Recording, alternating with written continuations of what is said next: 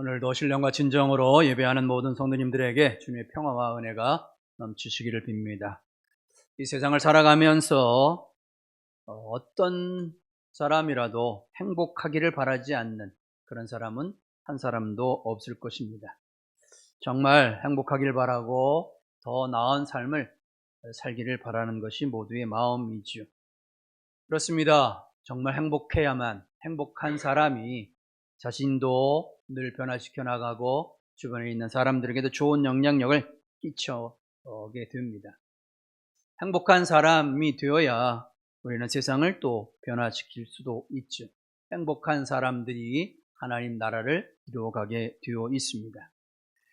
저를 비롯한 우리 모두는 어려서부터 그래서 행복하기 위해서는 성공해야 한다는 말을 많이 들어봤습니다. 성공해야만 행복할 수 있다. 그런데 이 성공은 세상적인 기준으로 바라보는 그런 성공들이죠. 더 많은 부를 얻기 위해서 높은 지위를 얻고 또 높은 연봉을 받을 수 있는 직장들, 또 안정된 삶, 또 가지고 있는 그런 모든 재산들이 넉넉한 그런 모습들을 기대하고 그런 성공들을 꿈꿔오고 있습니다. 그리고 또한 우리는 이 모든 것이 하나님으로부터 오는 축복이기를 바라기도 하지요. 그리고 예수님 주시는 말씀들을 들으면서 예수님의 가르침에 매우 기뻐하고 감사하기도 합니다. 오늘 성경에 등장하고 있는 사람들처럼 예수님에게 찾아와서 병 고침도 받고 또 마음의 위로도 받으며 또 자신들의 미래의 소망을 축복의 말씀을 듣기를 바라는 마음들을 가지고 있습니다. 이 모든 것이 모든 사람들이 바라고 있는 모습들이라고 할 수 있겠습니다. 예수님에게 찾아와서 주님의 은혜를 누렸던 모든 사람들처럼 우리는 우리 교회에게도 동일한 하나님의 능력, 하나님의 기적, 하나님의 치유가 임하기를 바라고 기도하고 있지요. 이 모두가 하나님 우리와 함께 하신다는 행복한 사람들이 경험하는 그런 모습들일 것이라고 여겨집니다. 좋은 일들 많이 생기길 바라고 사람마다 늘 변화했는데 좋은 모습으로 변화되기를 바라고 있는 것들이죠. 그런데 오늘 본문의 말씀을 읽다가 보면 좀 혼란스럽기도 합니다. 왜냐하면 우리가 기대하고 알고 있던 말씀과는 달리 우리를 좀 흔들고 있는 말씀이기 때문에 그렇죠. 우리가 바라고 있는 행복 또 성공의 기준과는 좀 다른 잣대로 예수님께서는 말씀하고 있기 때문에 그렇습니다. 일반적으로 성공해야 한다, 우리 행복해야 한다고 생각하는 기준과는 전혀 다른 기준으로 제시하고 있습니다. 가난한 자가 복이 있고 줄인 자가 복이 있고 우는 자가 복이 있다고 예수님 말씀하십니다. 정말 가난하고 울고 줄인 자들에게 미움받는 자들이 복이 있다는 말씀, 이것이 내게 행복한 말씀으로 또 은혜의 말씀으로 다가오고 있느냐 하는 겁니다. 여러분들은 어떻습니까?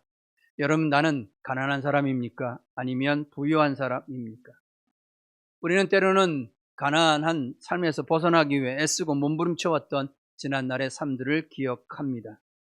먹고 싶은 것, 누리고 싶은 것, 가고 싶은 것, 마음껏 할 수 있을 만한 그런 경제적 여유가 있었으면 좋겠다. 그렇게 바라고 열심히 일해오지 않았습니까? 우리는 매일같이 기쁘고 감사하고 넘치고 울고 슬퍼하고 갈등이 있는 그 삶보다는 오히려 늘 기쁨이 넘치는 그런 삶을 꿈꾸고 바라왔던 모습이기도 합니다. 그런데 이러한 모습이 좀 예수님 말씀에 비추어 보면 좀 잘못된 것처럼 생각되기도 하죠. 그렇기 때문에 좀 당황스럽기도 한 겁니다. 우리 스스로를 바라볼 때 가난한 것도 아니고 그렇다고 부유한 것도 아닌 그런 상태에 머물러 있기도 합니다. 사람들의 기준에 보면 나보다 더 부유한 자들이 많아서 그들에 비하면 나는 한없이 가난한 자에 속하기도 하죠. 그런데 내가 누리고 있는 여러 가지 기준을 보면 평균적으로 보면 나보다 더 가난한 더 많은 사람들이 있다는 걸 생각해 보면 나는 그들과는 다른 또 부유함을 누리고 있다는 것에 또 우리 스스로를 생각해 보기도 합니다. 예수님이 말씀하신 진정으로 가난하고 슬퍼하고 또 우는 자고 미움받는 그런 자의 모습이 내 안에 있는가 생각해 보면 우리는 벗어나고 싶은 모습이기 때문에 원치 않습니다. 반면에 우리는 화를 입는 사람입니까? 내가 정말로 많은 부유 때문에 다른 사람들의 칭찬 때문에 또 내가 누리고 있는 모든 것들 때문에 오히려 하나님의 축복을 받는 것이 아니라 화를 입는 자의 모습으로 내가 규정된다면 나는 어떤 모습 나는 그것을 만족할 수 있는, 받아들일 수 있는가 하는 거죠. 이것이 우리를 좀 혼란스럽게 하는 모습입니다. 예수님이 선포하신 복의 기준에 볼 때 우리가 어느 기준으로 어떻게 나 자신을 맞춰야 되는가 혼란스러운 것이죠. 그런데 이 말씀을 결론적으로 생각해 볼 때 우리가 놓치지 않아야 될 중요한 모습은, 예수님이 이 말씀을 하실 때에 이 말씀은 가난한 자나 부한 자나 모두에게 하시고 있다는 말씀을 먼저 기억해야 합니다. 가난한 자들, 슬퍼하는 자들에게는 하나님의 위로와 있을 것을 기대하면서 그들에게도 복이 있다고 말씀하신 거, 이미 지금 부유한 자이지만 부유 때문에 하나님 멀리하는 자가 아니라 이 부유함으로 인해 더 하나님의 자녀가 되기를 바라는 그런 예수님의 뜻이 있다는 것을 생각해야 한다는 겁니다. 주님의 말씀을 듣고 내가 어떻게 하면 주님의 기준 속에서 더 복된 자의 자리에 이르게 될 것인가, 그런 모습으로 말씀을 살펴보아야 한다는 거죠. 왜냐하면 오늘 본문에 등장하고 있는 당시 예수님이 이 말씀을 하고 있는 청중들의 대상을 보면 이 청중들의 대상이 우리와 같이 부한 자나 가난한 자 모두가 함께 그 자리에 참여하고 있기 때문에 그렇습니다. 특별히 가난한 자들만 따로 불러서 그들에게 복을 내려주시고 또 부유한 자만 따로 모아서 그들에게 저주하고 있는 그런 말씀이 아니라고 하는 말씀입니다. 그래서 우리 모두에게 내가 어떤 형편에 처하고 있든지 그 속에서 스스로 만족함이 아니라 하나님 은혜를 사모하면서 더 나은 복된 삶의 길이 무엇인지를 찾게 하는 말씀이라는 겁니다. 자칫 잘못해서 내가 이만하면 됐다, 부유하다고 하는 착각에 오히려 하나님을 멀리할 수도 있다는 것 기억하라고 하는 말씀인 것이죠. 오늘 말씀 보면 평지에 17절의 말씀 보면 예수님께서 산에 내려오셔서 평지에서 말씀을 전하셨다라고 말합니다. 근데 그 평지에는 유대인과 예루살렘과 두로와 시돈 해안 지방에 온 사람들로 가득했다고 말씀하고 있죠. 그런 거 보면 유대와 예루살렘은 유대인들이 사는 곳이었고 이곳에 예수님의 말씀을 듣고 유대인들이 찾아왔다는 겁니다. 반면에 두로와 시돈 해안 지방이라는 것은 이방인 땅이었고 유대인들이 아닌 다른 사람들이, 이방 사람들이 찾아왔다고 하는 얘기죠. 사람들에게는 천차만별의 다양한 부류의 사람들이 찾아왔을 것입니다. 그런데 예수님은 이 모두에게 민족적인 것이나 경제적 차이나 배움의 차이나 여러 가지 이런 기준을 정해두시지 아니하고 이곳에 참여하고 있는 그 한 사람 한 사람 모두에게 하늘의 복이 있다고 선포하고 있는 겁니다. 여러분 한 사람 한 사람이 내 처지를 누구보다 아시기 때문에 하나님이 복된 자의 삶으로 인도하고 초청하고 있는 거죠. 내가 복되다, 내가 이만하면 됐다, 너 많은 것을 가지고 있는 사람들에게는 그것 때문에 복을 놓치지 말라는 겁니다. 오히려 그걸 간직하고 하나님이 우리에게 주었던 축복이 더 넓게 하나님의 나라를 이루어갈 수 있는 도구의 삶을 살아가라고 추청하고 있는 겁니다. 주님이 모연 곳에 많은 사람들을 고쳐주셨다고 말씀하죠. 이방인과 유대인이나 상관없이, 성별의 차별 없이, 가지고 있는 경제적 지위의 차별 없이 모든 사람들에게 그들의 필요를 치워주시고 낫게 하시고 은혜를 베풀어 주셨다는 그런 말씀입니다. 이것이 우리 본문 속에서 들어야 될 중요한 말씀이죠. 우리 모두에게 사람들이 가지고 있는 세상 기준으로 찾다가 아니라 이미 정해져 있는 삶의 형편 속에서도 하나님 은혜가 우리에게 어떻게 찾아오는지를 전해주고 있는 말씀이라는 의미입니다. 예수님의 말씀을 더 깊이 이해하기 위해서 좀 더 자세히 살펴볼 필요가 있습니다.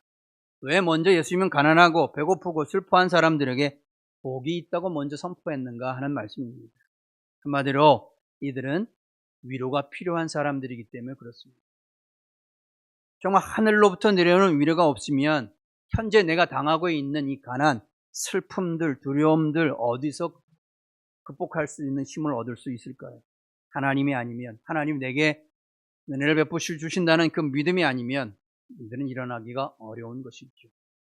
여러분 정말 이 가난이 주는 고통이 얼마나 심한지를 경험해 본 사람은 가난하기를 원하지 않을 것입니다.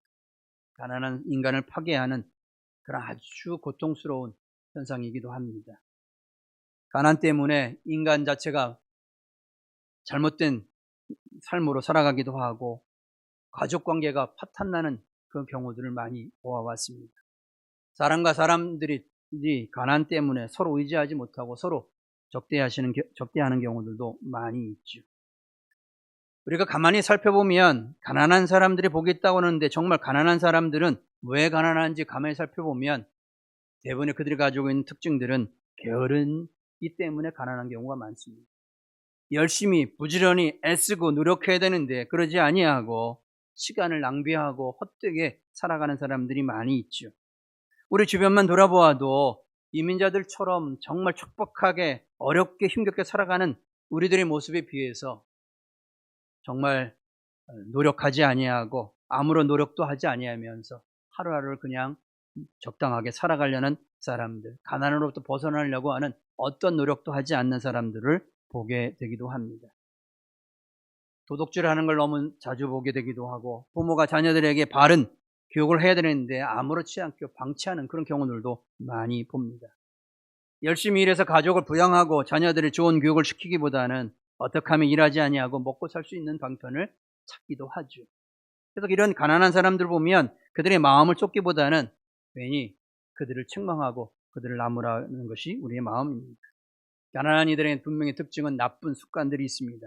그들은 그들 스스로가 자신의 처지를 벗어나려고 애쓰기보다는 그렇지 않죠. 남 탓하고 운명적인 어쩔 수 없는 환경을 탓하기도 합니다. 가난한 자들이 특별히 갖고 있는 그런 모습들입니다. 그런데 예수님은 이런 이들에게 복되다고 말씀하시니까 이해하기가 어려운 겁니다. 그러나 예수님은 이들을 향해서 소망이 있는 메시지를 증거해주고 싶었던 겁니다. 많은 사람들이 들었던 기준이 아니라 당신들도 다시 이 가난으로부터 벗어날 수 있다는 소망을 갖게 해주시는 겁니다. 세상이 어떻고 운명적으로 어떻고 대대로 물려받는 대대로 가문의 대물림처럼 물려받는 이 가난으로부터 어떻게 벗어날 수 있는지 그 소망이 하나님으로부터 온다는 것을 그들에게 선포해 주시고 있는 거죠. 그렇기 때문에 그들이 현재엔 가난하지만 앞으로 다가올 하나님 은혜 가운데 행복할 그런 놀라운 부유함과 기쁨의 날이 다가온다고 하는 것을 증거하고 있는 겁니다. 슬퍼하고 가난하고 줄인 자들에게 희망을 주기 위한 것들이죠. 이대로 운명적으로 그냥 주어진 인생들을 함부로 살아가지 말라고 권하고 있습니다. 깨어서 일어서서 살아가 나갈 필요가 있다는 거죠. 때로는 우리 인생 가운데 가난과 고통이 우리를 변화시키는 큰 도구요, 또 우리를 훈련시키는, 연단시키는 그런 과정이 되는 것을 우리가 경험하기도 합니다. 그래서 결핍은 창조의 어머니라 하는 말도 있지 않습니까? 역사적으로 보면 새로운 발견들을 보면 다 새로운 발견들은 부족하고 어려운 환경을 벗어나려고 노력했던 사람들로부터 시작됐다는 걸 알 수가 있습니다. 가난이 저주가 아니라 가난이 오히려 하나님의 은혜를 찾아나가는 과정이 되어줄 수 있다는 거죠. 더 놀라운 하나님의 축복을 바라보는 계기가 될 수도 있습니다. 생각해보면 오늘날 한국인들을 생각해보면 한국인 우리 스스로 생각해보면 참 신기하고 놀랍다 하는 것을 생각해봅니다. 한국의 위상이 높아져서 많은 사람들이 예전에는 차별하고 한국인이라고 부르지도 아니하고 오히려 중국인이라고 일본인이라 불렀던 그 시대와는 너무 다른 시대에 우리가 살아가고 있지 않습니까? 각종 사회 문화 또 경제적인 모든 지위 속에서 세계인들의 관심을 받고 있는 그런 선진국인 나라가 되었습니다. 불과 몇십 년 전만 해도 이렇게 될 거라고 아무도 생각해 보지 못했던 거죠. 그런데 우리는 이미 그 모든 것들을 극복하고 많은 사람들 존경하는 그런 시대, 그런 수준의 경제적인, 문화적인, 사회적인 그런 모든 능력을 가지고 살아가는 국민이 되었다고 하는 겁니다. 왜 그랬을까요? 여기에는 우리가 지난날에 모든 과정 속에 역사적으로 한국인들이 가져왔던 그 고난과 역경과 이 가난을 극복하려고 하는 부단한 노력 속에서 오늘날 우리의 모습이 주어졌다는 겁니다. 하루아침에 주어진 것이 아니죠. 그래서 세계인들이 한국인들을 바라보며 배우려고 하는데 도저히 그것은 배울 수 없다고 합니다. 왜냐하면 한국인들처럼 오랜 세월 동안 이런 많은 생존하기 위해서 살아가기 위해서 어떤 모든 것들을 경험하기가 어렵기 때문에 그렇다는 거죠. 왜 우리들에게 주어진 이 가난한 일로부터 척박한 환경으로부터 이 한국인은 어떤 인간으로 만들어졌는가? 한국인에 대해서 관심이 많아지니까 많은 사람들이 그것에 대해 연구하는 일들이 많습니다. 얼마 전에 저도 관심이 있어서 많은 연구하는 것들을 많이 보고 있는데 그 중에 제 마음에 들어왔던 책이 하나 있습니다. 한국인의 탄생이라고 하는 홍대선 씨가 쓴 책인데, 이 책을 보니까 제가 지금까지 생각해 보지 못했던 관점으로 이 한국인이 왜 오늘날 이런 모습으로 만들어졌는가를 살펴보게, 아하, 그렇구나, 공감하게 하는 그런 결론들을 내리고 있는 걸 보게 됐습니다. 그는 한국 사람들이 어떻게 탄생했는가, 한국인들이 어떤 특성을 가지고 있는 것을 이야기할 때에 한마디로 표현하면, 한국인들은 오랜 세월들 가운데 가지고 형성되어 있는 끈질긴 생명력 때문이라고 말합니다. 살아남기 위해 애써왔던 모습이라는 거죠. 개인적으로나 또 공동체적으로 이것은 아주 극단적인 모습으로 나타나게 되기도 한다는 겁니다. 그래서 서로를 향해서 우리는 늘 치열한 경쟁을 합니다. 서로가 서로를 보면 시기하고 질투하는 그리고 미워하는 마음을 너무 자주 갖게 된다는 거죠. 나보다 앞서고 나보다 더 많은 걸 가지고 나보다 더 좋은 사람을 보면 먼저 시기하고 배아파하는 그런 마음을 먼저 갖게 된다는 겁니다. 이게 경쟁심이 있다는 거죠. 치열한. 자연스러운 거라고 한 겁니다. 우리는 너무나 가지고 있지 못하는 환경 속에서 서로가 서로를 위해서 경쟁하지 않으면 살아남을 수 없는 그런 환경이기 때문에 그렇다고 합니다. 그래서 사촌이 땅을 사면 배가 아프다는 말을 하지만 결국 사촌이 멀리 사라지기를 바라지는 않는다고 합니다. 왜냐하면 사촌이 있어야만 함께 농사도 짓고 함께 도움을 받으며 살아가야 하기 때문에 그런 거죠. 나하고 지금 치열하게 다투고 싸우지만 헤어질 관계가 아니라는 겁니다. 서로 서로를 끌어안으며 또 살아가야만 하는 것이 우리가 지난날 역사 속에서 가져온 생명력, 서로 살아가기 위해 필요한 우리 삶의 태도였다고 하는 것을 말하고 있습니다.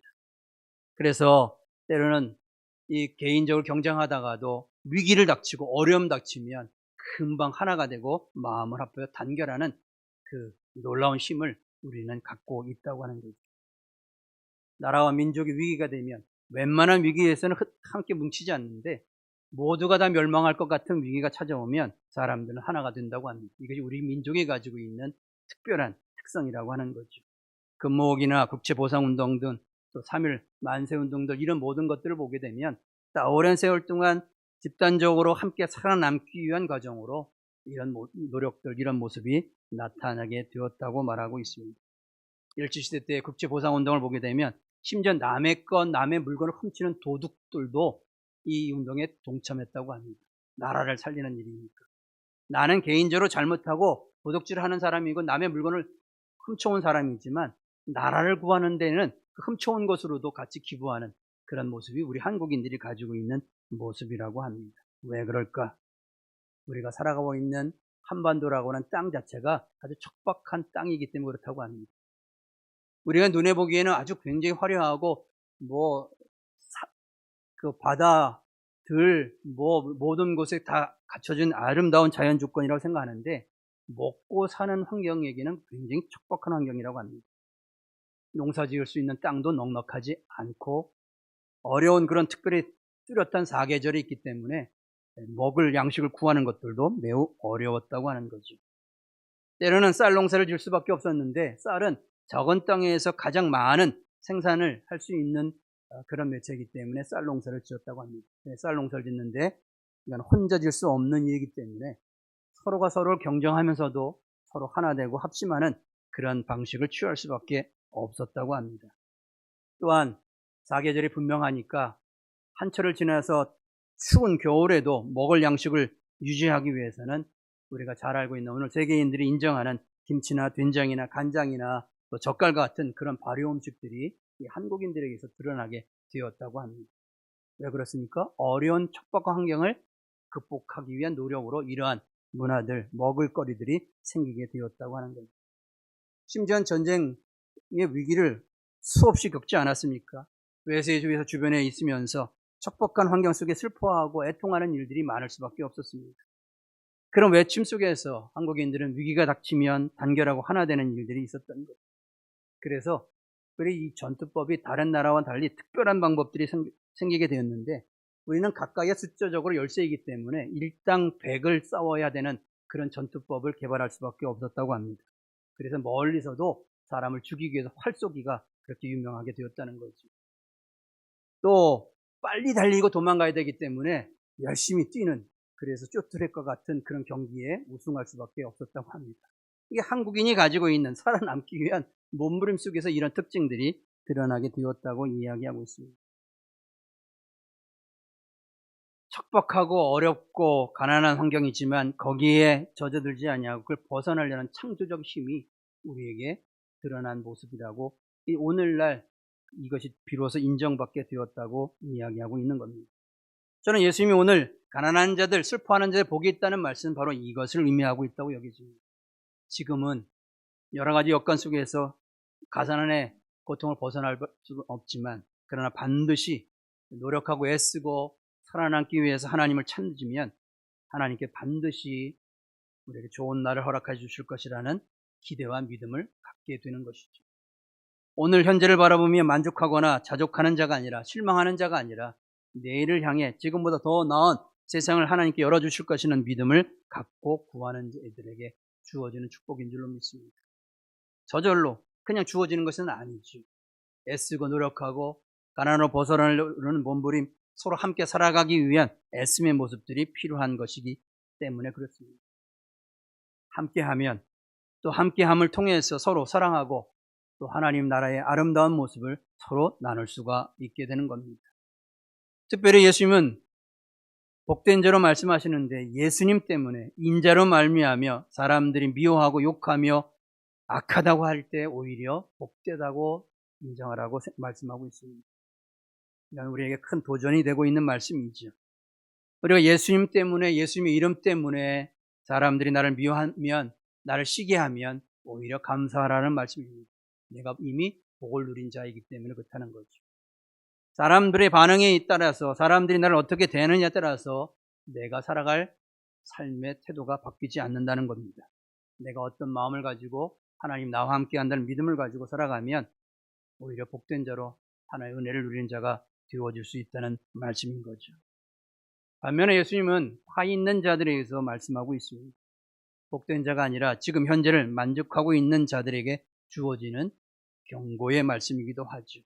이 경고한다는 것은 사랑하기 때문에 책망하는 것처럼 현재 부유함 때문에, 현재 만족함 때문에 하나님을 멀리하는 잘못된 길을 걷지 말라는 말씀인 겁니다. 예수님께서 화 있는 자들의 네 가지 말씀하고 있는데 부유한 자, 지금 배부른 자, 웃는 자, 또 사람들로부터 칭찬받는 자들에 대해서 말씀하고 있습니다. 이 네 부류의 사람들 공통된 점들이 있다면 이들에게는 하나님 없이도 살아갈 수 있다고 하는 생각을 가질 수 있는 위험이 있다는 겁니다. 하나님 없이도 내가 이만하면 된다. 걱정, 근심이 없으면 그렇게 살아갈 수 있겠다 생각할 수 있는 거죠. 그런데 때로는 현재 누리고 있는 부유함, 건강함, 사람들의 인정함, 이것 때문에 오히려 하나님을 멀리해서 잘못된, 오히려 복이 아니라 화를 입는 삶이 되어질 수도 있다는 겁니다. 사람들이 나를 인정하고 칭찬하니까 오히려 마음이 교만해질 수 있다는 거죠. 조심하라 말씀하고 있는 거죠. 우리가 하나님 앞에 이미 이렇게 부유하고 누리고 웃고 칭찬받는 자가 되면 감사함으로 더 겸손하게 자신을 낮추고 더 하나님의 은혜를 사모하는 자의 자리에 서면 오히려 더 큰 복된 길을 걸어갈 수 있지만 오히려 그렇지 않으면 잘못 되어질 수 있다 하는 말씀입니다. 오히려 부유함 때문에 인생이 망치는 사람들 우리 주변에서 많이 보지 않습니까? 그래서 어떤 때는 돈벼락 맞는다 이런 얘기도 하죠. 부모로부터 물려받은 큰 유산이 오히려 자기 신들의 인생을 망치는 경우들이 많이 있습니다. 고향 땅에서 함께 살아왔던 어떤 형을 생각하게 되면 그 형은 그 가족은 아주 부유한 집안이었는데 당시만 해도 아들을 귀하게 여기던 저희 시대만 해도 그런 시대였기 때문에 늘 딸들만 나니까 마지막 막내로 이 아들이 나왔습니다. 그 막내이고 아들이니까 뭐 버릇이도 없게 그렇게 키운 거죠. 갖고 싶은 거 원하는 대로 부모는 다 해줄 수밖에 없었습니다. 그에게는 전혀 궁핍함이나 또 자기가 원하면 모든 걸 가질 수 있다는 그런 자만감이 항상 있었던 겁니다. 그러니까 어떻게 됩니까? 성격이 굉장히 괴팍해지고 아주 독선적이 되어지는 거죠. 그러니까 사람들과 어울리질 못합니다. 또 내가 원하는 거 있으면 부모에게 졸라서 다 얻으면 된다는 생각을 갖게 된 거죠. 그런데 자라면서 사람들과 불편할 뿐만 아니라 그의 인생이 행복하지 못했습니다. 결혼 생활도 원만할 수 없었고 결국 이혼할 수밖에 없었고 사람들이 자기를 알아주지 못하니까 자기의 생활이 점점 술과 함께 생활할 수밖에 없었습니다. 그 인생의 마지막은 아주 비참한 것으로, 아주 부유한 가정에 태어났는데 그의 인생의 말로는 비참할 수밖에 없었습니다. 여러분, 우리에게 주어져 있는 환경이 넉넉하고 좋다고 해서 인생이 반드시 복된 길로 갈 수는 없다는 것을 말하고 있는 겁니다. 반면에 기독교인으로 자라왔지만 부유 환경 때문에 하나님을 멀리하다 하나님을 찾는 사람이 있죠. 대표적인 사람으로 말하면 어거스틴과 같은 사람이라고 말할 수 있겠습니다. 부유한 환경 속에 자라고 무엇이든지 늘 즐겨 생활하는 방탕한 삶을 살아왔던 사람이죠. 세속적인 즐거움을, 또 세상적인 모든 학문들, 또 모든 것들을 추구해왔던 쾌락과 정욕과 또 쾌락을 추구해왔던 삶이었습니다. 젊은 시절 그의 어머니는 그를 위해서 늘 기도하지만 어머니의 기도는 응답되어지지 않았습니다. 자기 마음대로 살아가는 인생이었던 거죠. 어느 날 우연하게 성경책을 뒤지다가 로마서 13장 13절 14절 말씀을 읽다가 문득 깨닫게 되지 않습니까? 방탕하거나 술 취하지 말라, 음란하거나 회색하지 말라는 말씀을 들으면서 이것이 내게 주시는 말씀이라 듣고 나서 인생을 바꾸기 시작합니다. 넉넉하고 화려하고 다른 사람들의 지위보다 높은 지위에 있던 삶이 잘못된 길로 이끌었는데 결국 그가 하나님 말씀을 찾고 새 인생을 얻게 되었습니다. 오히려 기독교에서 큰 공헌을 하는 위대한 인물이 되어지기도 했죠. 자기 인생을 변화시킴으로 인해서 달라진 인생의 모습을 보여주고 있는 겁니다. 어떻게 살아가도 하나님을 찾고 하나님 안에 말씀 안에 사람이 되면 사람이 달라질 수 있다는 것을 보여준 예라고 할 수 있습니다. 반면에 이미 주어져 있는 환경 속에 최선을 다하여서 자기의 모든 고난과 어려움을 극복하고 모든 이들을 위해 평화로운 도구가 되어진 인생도 있습니다. 성경에 등장하고 있는 인물 중에 요셉을 생각해 볼 수 있죠. 그가 애굽의 총리가 되기까지는 모든 고난의 세월을 겪을 수밖에 없습니다. 그런데 하나님의 도우심을 통해서 그는 그 모든 어려움을 극복하고 이겨나가고 결국은 총리가 되는데 자기 개인의 야망을 성취하기 위한 총리가 아니라 자기의 가문을 가난으로부터 구원하고 민족을 구원하는 도구가 되기 위해 총리가 된 거죠. 더 나아가 애굽에 있는 모든 백성들을 구원하는 아주 지혜로운 총리로서 역할을 하게 됩니다. 자기의 주어져 있는 인생과 환경 속에서 오히려 부유함이 많은 이들을 넉넉하고 배부르게 하며 윤택한 길로 만드는 사람의 모습이라 할 수 있겠습니다. 이것이 우리가 어떤 태와 어떤 태도로 어떤 삶으로 살아가냐를 보여주고 있는 예라고 할 수 있겠습니다. 사랑하는 성도 여러분, 예수님 오늘 말씀하실 때에 가난한 자 또 부유한 자를 나누면서 말씀하시는데 나는 이 두 길 앞에 어떤 길을 걸어가야 되는지 어떤 자의 자리에 내가 속해 있는지 곰곰이 들여다볼 수 있었으면 좋겠습니다. 그래서 주님 원하시고 뜻하시는 복된 길, 이미 주신 것으로 인해 감사하고 하나의 영광을 나타낼 수 있는 믿음의 길을 걸어가는 우리가 되었으면 좋겠습니다. 바울처럼 우리가 이런 고백을 할 수 있었으면 좋겠습니다. 내가 궁핍함으로 말하는 것이 아니라 어떤 형편에 처하든지 나는 자족하기를 배웠다. 비천에 처할 줄도 알고 풍부에 처할 줄도 알고 배고픔에 처할 줄도 알고 배부름에 있을 때도 있었다. 이것이 우리가 그리스도 안에서 복된 길을 살아가는 사람들의 성도들의 삶의 태도의 모습인 줄로 믿습니다. 이 한 주간도 우리에게 모두에게도 동일한 은혜, 행복한 자로서의 아름다운 모습으로 살아가는 우리 모두가 되시기를 주의 이름으로 축복합니다.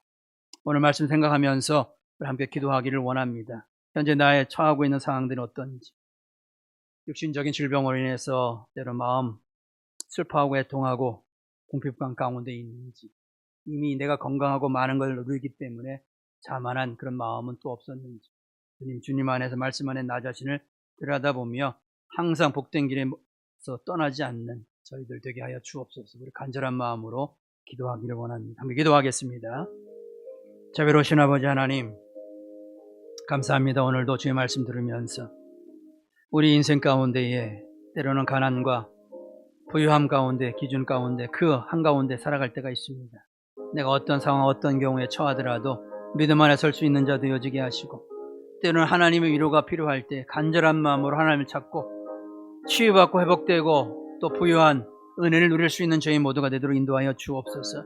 내게 주어져 있는 것이 저주요 벌이 아님을 기억하게 하셔서 하나님 간절히 구하고 찾고 의지하여 고침을 받고 또 우리에게 필요한 것을 얻는 하나님의 놀라운 축복을 받는 저희들 되기를 원합니다.